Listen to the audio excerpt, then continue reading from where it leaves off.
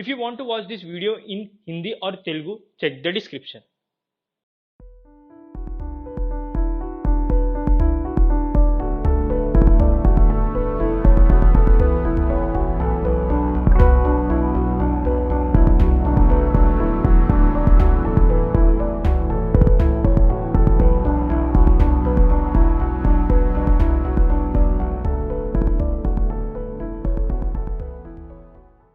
Hello everyone, welcome to Pseudoscience.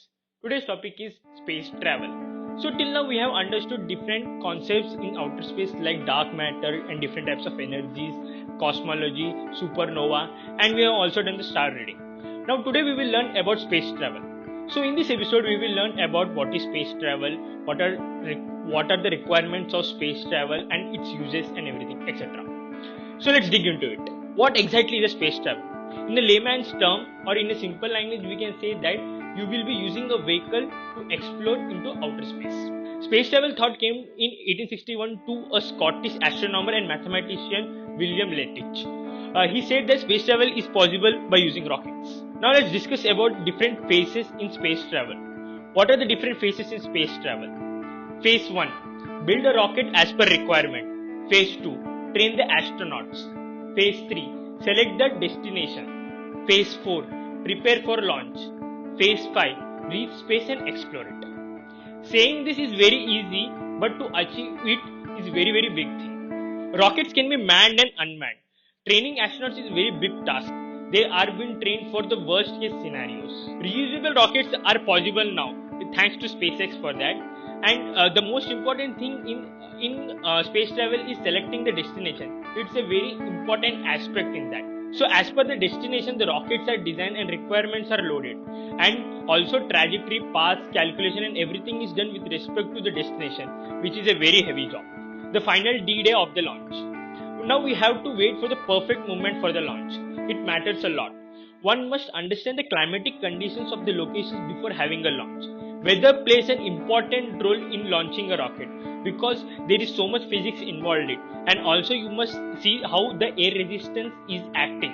The rocket is loaded with all the requirements as per the destination, and the fuel must be proportionately used so that they may achieve escape velocity and get out of the Earth's gravitational field. All these factors help the rocket to keep in the required orbit and follow the trajectory to the destination. Astrodynamics is the study of spacecraft trajectories. It allows for a spacecraft to achieve at its destination at the correct time without excessive propellant use. Now let's discuss about space travel requirements. As there is no oxygen in the space, the outer space is called as a vacuum. So you need to carry oxygen, and also the food supply must be sufficient such that the astronauts can use it to reach their destination and do their work, and after they must come back to the Earth. That much sufficient food must be there in the rockets. And also astronaut to astronaut the food may differ. How do astronauts drink water? NASA has a creative way to provide water for space missions. To create electricity for spacecraft, NASA uses fuel cells. Fuel cells convert hydrogen gas into electricity. Water is created when hydrogen is converted into electricity. So that due to this reaction, the spacecraft uses the electricity and the astronaut uses water. Let me tell you a fact that how outer space smell. Outer space smell is a mixture of gunpowder, burnt stick, raspberries and rum. There have been many movies and series related to space travel in different languages. In English we have Martian, Gravity, Interstellar, Star Trek series, Star Wars, etc. In Telugu we have Antariksham 9000 kmph. Now let's discuss about the space travel movies and its theories. Martian movie. In Martian movie, a group of astronauts goes to Mars to explore it. But due to a storm on Mars, they blast off from Mars and go back to Earth. But during that storm, they think that the hero gets trapped into it and has been dead. But what happens is actually the hero doesn't die. He survives the storm and then he contacts the NASA on the Earth that he is alive. And the plot goes like this by how he is rescued from the Mars and how he survives on the Mars and everything. Gravity. In Gravity movie, hero and heroine go to space on a mission to do some hardware upgrades on Hubble telescope. Then during their routine spacewalk, the pair suffers a disaster. The shuttle is destroyed. The pair strayed in deep outer space with no link with Earth that they will be rescued. As the fear turns to panic, they realize that there is a way for home, and they venture further into the space. Like this, the plot goes. Interstellar. What I feel is till this date, it is the best space travel movie. There are many concepts related to physics which are shown accurately. Every time you watch this movie, you will learn a new thing because there are so many things that are not noticeable on a first glance. The plot is a little bit tricky to understand. The plot goes like this. There is a group of astronauts who go on a space mission to visit a planet like Earth so that they can start surviving on Earth as the Earth was dying. NASA has previously sent some astronauts to find the planet like Earth. So these astronauts go to confirm that these planets are survivable or not. There are 3 planets like Miller's planet, Edmund's planet and Mann's planet.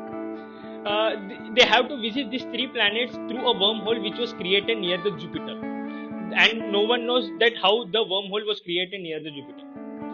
So then the story goes like this. They will visit different planets and they find out their outcomes, whether it is inhabitable or not. Firstly, they go to Miller's planet, which is the ocean world, and then they go to Mann's planet, which is the frozen, and they find out that these both planets are not suitable for humans to survive, and then they finally find out that the Edmund's planet is habitable. So, and during this visiting of this planet, they face different space adventures. So this was the part which was something related to space travel, but there are something else also shown in movie. Discussing about it would take a long time. Let's terminate about this movie here itself. So now let me tell you that how far you can travel in space every day. Depending on the reference point, traveling to space can differ between or vary between 40,000 km to 47 million km per day. Now let's discuss about aging of astronauts. We have heard that time is relative with respect to Einstein's theory of relativity. We all measure our experiences in space-time differently. That's because space-time isn't flat, but it is curved. The aging of astronauts who stay in ISS, that is International Space Station, is a bit slower than compared to the people on Earth. That is because of time dilation effects. First, the time appears to move slower near massive objects because the object's gravitational force bends space-time. The time dilation concept was discussed previously in Time Bubble episode. The second factor is something called as relative velocity time dilation, where the time moves slow as you move fast. The classic example of is twin scenario. One twin blasts off in space, traveling close to speed of light, and one twin stays behind on Earth. When the space traveling twin returns to Earth, he or she is only aged a couple of years. But he or she is shocked when he finds out the Earthbound brother or sister has aged over a decade.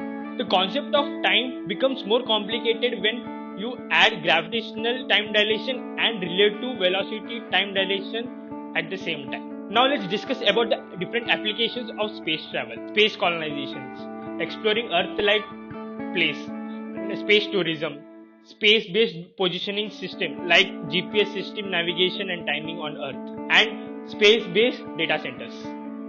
SpaceX and Blue Origins are working on Mars colonizations. NASA has sent Voyager 1 and Voyager 2 in 1977. The main program of this was that to find out and explore about the outer solar system. Now they are at a distance of 149.30 AU, that is astronomical units, or we can say that it is equal to 122.33 billion kilometers from Earth. So guys, from this episode I think you have got an idea about space travel. So we'll meet you in the next episode of Pseudoscience with a new sci-fi topic. Until then, goodbye.